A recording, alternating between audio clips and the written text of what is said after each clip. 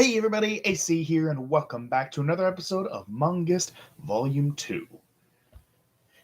In this episode, I'm just going to be briefly talking about a few honorable mentions.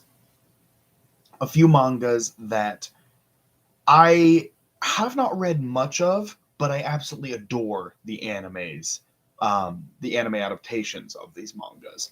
And it is because of those anime adaptations that I have started to read them.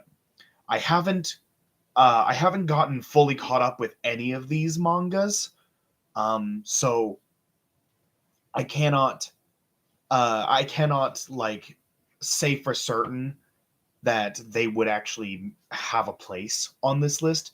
But I really wanted to give them a special shout out, just simply because I love their animes that much. Their animes are just that good, in my opinion. So I am talking about um, Don't Toy With Me, Miss Nagatoro, Uzaki-chan Wants to Hang Out, and My Dress Up Darling. All three are incredible, are incredible animes, and from what I have read of the manga, they are very good as well. The manga is very entertaining. Um, Uzaki-chan is the one that I have read the most of. I am almost caught up with Uzaki-chan. Um, My Dress Up Darling, I have only read a couple chapters beyond what the anime covered, and Nagatoro, I've read about like a dozen chapters beyond what the anime covered. So I have not been following these mangas for very long. But like I said, because of how much I love each of the animes, I knew for a fact that I was going to absolutely adore these mangas. And I do like them. They are all very entertaining. Um, uh, so to briefly talk about each one, um, I don't think I need to discuss why I like each series because I already went into them in the month of Anime season 5. Um, but I really I As far as Nagatoro goes, um, my favorite character. Uh, it's easy to say Nagatoro herself. She is the main focus. It's easy to say her, but to be honest, um, my two favorite characters have to be the my two favorite characters.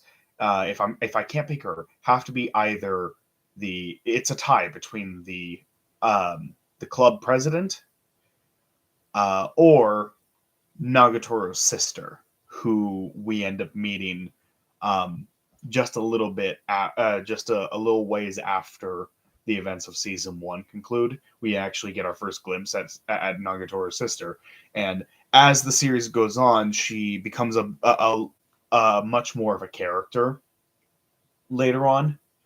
Um, I haven't read any of the chapters where she becomes a huge character, um, but I caught a glimpse of one of the later volumes that I haven't read any chapters for, and it seems like she was in it quite a bit. So it seems she becomes a bit more of a character as the series progresses. Um, and from what I've seen of her, it seems like she knows exactly what's going on. She knows exactly what the whole situation is between Nagatoro and Senpai. She knows exactly what's going on, and she knows exactly what kind of buttons to push with Nagatoro to basically force Nagatoro to get closer to Senpai. Um, so she's kind of playing a matchmaker. Um, and the club president, she just makes me laugh. The chapters that I've read, she has made me laugh so much. She has made me laugh so much because she is an exhibitionist, and she has a really weird fetish where she wants people to glare and stare at her with lewd eyes. She wants men to undress her with their eyes, and to violate her with their eyes. She likes it when guys leer at her pervertedly. It's her fetish. It turns her on. Um, and so every time she shows up, she is wearing something that most women in anime would consider embarrassing, or showing a ton of skin just so she can get people to stare at her, because that's what she likes, and it is honestly hilarious. I keep hearing that the club president has like a sister or something that gets introduced later on in the series. I don't know what that's about. Um, but I hear that's a thing. Um, but I would say that those two, Nagatoro's sister and club president, I would say those two are probably my favorite characters in Nagatoro. Easily Uzaki-chan herself. She is just so entertaining. I absolutely adore her. She is so entertaining, so funny, so cute. Um, and there's not really much else to say about that. And do I even need to say who the best character is in My Jessup Darling? It's obviously Marin. She is just the greatest. Like she is not only the number one waifu of 2022.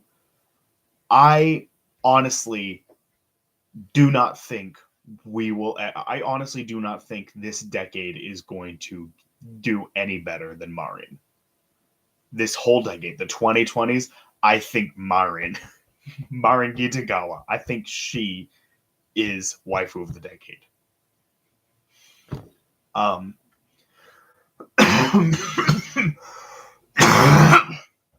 oh.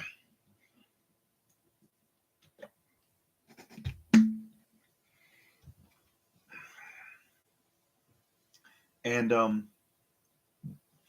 yeah, I really do think that she is going to end up being waifu of the decade. Truly do. She is like the ultimate waifu.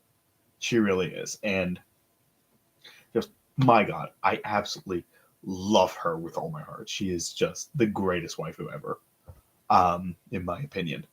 But that's not to say that she's the only entertaining character. Gojo is an absolute catch. Like he is an incredible guy. He can do everything. Um, he is truly